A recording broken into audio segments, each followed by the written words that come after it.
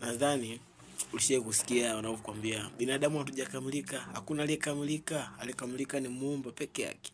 Aliyekamilika hakosolewi, aliyekamilika hakosei, aliyekamilika hakumbushwi, aliyekamilika hakasiriki, aliyekamilika haudhiwi, aliyekamilika hana wivu. Yaani hana hali yoyote ya kimwili. Kitu chenye mwili kina wivu, chenye roho pia kina wivu, kisicho kina roho pia kina wivu. Yaani huyu tunamuita Mungu. Wengi wanatuambia Mungu wetu ana wivu. Just imagine aliyetuumba sisi. Sijui unanielewa, ana wivu. Mwanamke na mwanaume wanaweza kaoneana na wivu, ila Muumba na kiumbe hicho kiumba wakaoneana wivu. Uongo sana.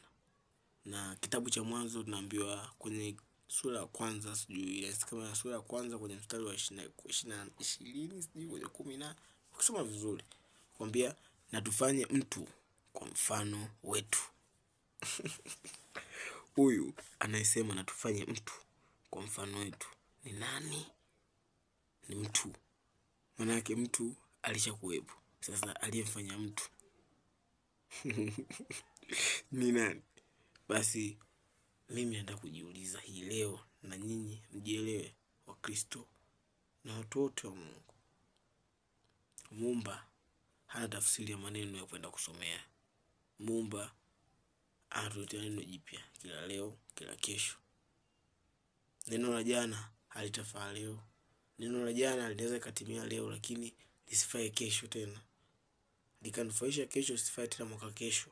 Sijui umenielewa? Ina maana kila neno lina nguvu kwa nafasi yake na muda wake. Sasa Mungu amekamilika. Kwa nini watuambie tumuombe Mungu? Kwa nini tukemee mapepo wakati Mungu amekamilika kwa yote? Anajua sisi viumbe wake toka tunazaliwa tuna shida gani. Kabla sijaomba anajua na matatizo gani. Kwa nini? Kwa nini